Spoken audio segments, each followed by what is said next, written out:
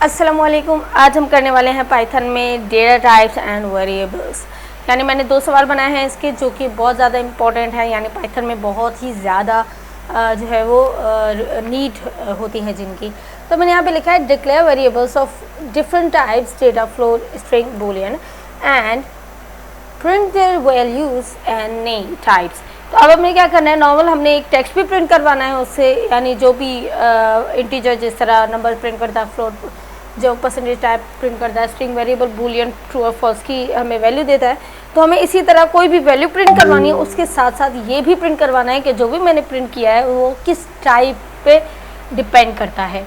ठीक हो गया। तो मैंने यहाँ पे सबसे पहले स्ट्रिंग के लिए, ये ऑब्वियस बात है कि जब हम स्ट्रिंग की बात करते हैं तो हमें पता चल रहा होता है कि ये एक नॉर्मल किसी भी अल्फ़ाबेटिक वर्ड की बात कर रहे होंगे।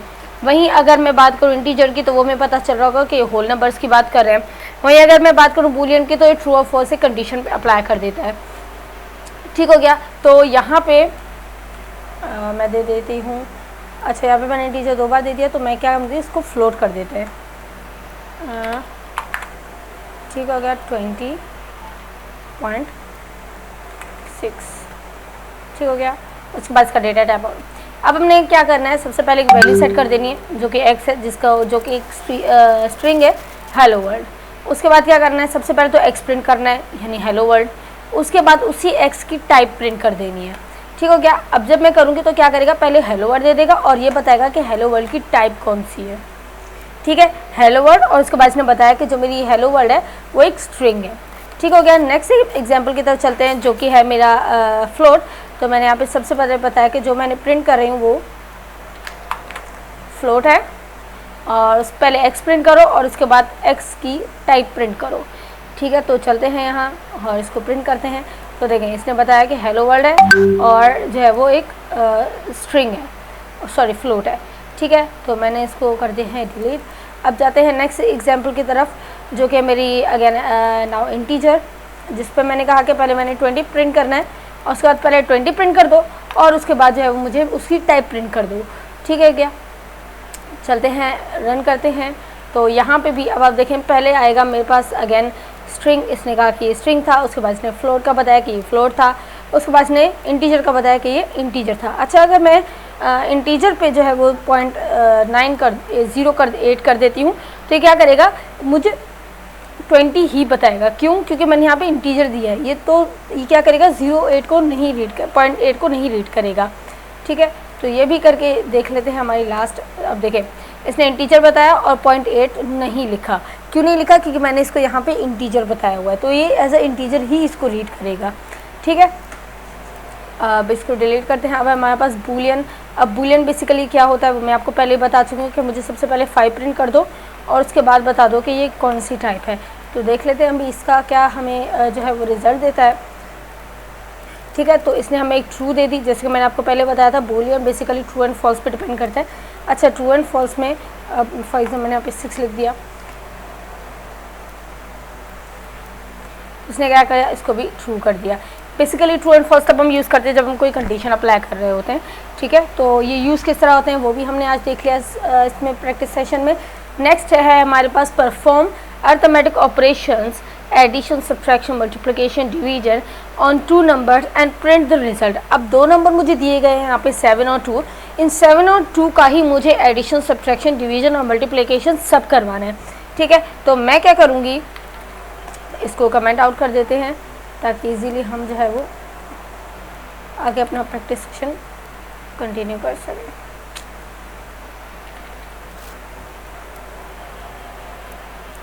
एक सेकेंड,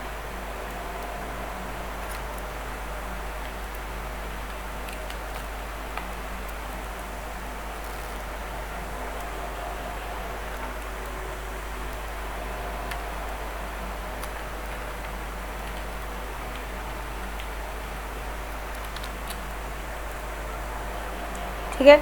कमेंट आउट करने के लिए क्या होता है, बेसिकली कमेंट आउट करने से ये होता है कि आपका जो भी टेक्स्ट होता है जो आप नहीं चाहते कि प्रिंट हो, वो जो है वो सिर्फ आप ही रीड कर सकते हो, वो आपका कंपाइलर रीड नहीं करता।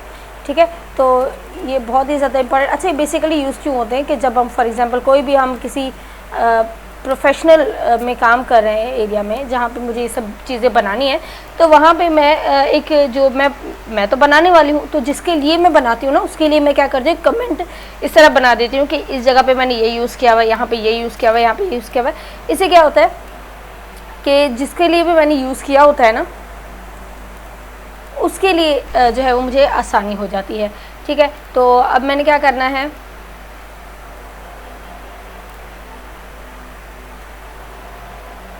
अब मैंने यहाँ देखें, अब मैंने लिखा है perform basic arithmetic operations, addition, subtraction, multiplication, division on 2 numbers and print the result. अब आपने क्या करना है, 2 नंबर दिए गए हैं आपको, इनके हिसाब से आपने एडिशन, सब्ट्रैक्शन, डिवीजन, मल्टीप्लिकेशन सब कुछ करवाना है।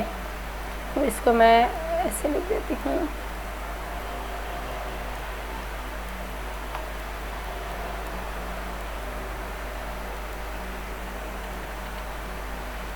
ठीक हो गया। तो अब मुझे क्या कर देगा, फॉर एग्जाम्पल मैं इसको यहाँ पे स्लैश मार लगा देती हूँ, क्योंकि मैंने समझाने के लिए लिखा है कि कौन सी चीज़ हमने कहाँ यूज़ की है।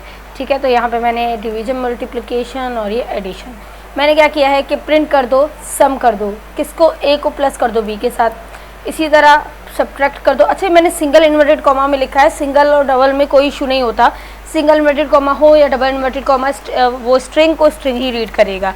ठीक है, अगर उसको मैं इन्वर्टेड कॉमास के बगैर लिखती हूँ, जैसे मैंने यहाँ पे इन्वर्टेड कॉमास के बगैर लिखा है, तो इसको एज अ वेरिएबल रीड करेगा, जो कि ए और बी ऑलरेडी मैंने ऊपर दिया हुआ है। ठीक है, अब मैंने यहाँ पे दिया कि प्रिंट करो सब्ट्रैक्शन को, जो कि ए माइनस बी बनेगा, सब मल्टीप्लिकेशन करो ए मल्टीप्लाइड बाय बी, जो कि इस तरह मल्टी स्टेरिक होगा, और डिवाइड कर दो ए डिवाइडेड बाय बी को। ठीक है, तो इसका आंसर जो है वो देख लेते हैं।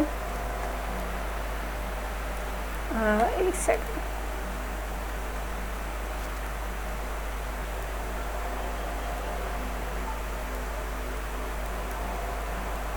देखिए, अब इसने मुझे कहा कि अगर मैं सम करूं तो 7 और 2 जो है वो 9 बनते हैं, सब्ट्रैक्ट करूं तो 5 बनते हैं, मल्टीप्लाई करूं तो 14 बनते हैं, और डिवाइड करूं तो 3.5 बनते हैं। ठीक है, तो इससे हमने क्या किया, आज हमने एक बेसिक जो है वो सेकंड हमारा टॉपिक किया एज अ सॉल्विंग क्वेश्चंस, जो कि था डेटा टाइप्स एंड वेरिएबल्स, यानी जिसमें हमने डेटा टाइप्स को भी बनाया और नॉर्मल वेरिएबल्स को भी बनाया, जिसको हम पाइथन की ज़बान में ऑपरेटर भी कहते हैं। ठीक हो गया, तो ये था हमारा आज का लेक्चर पाइथन में।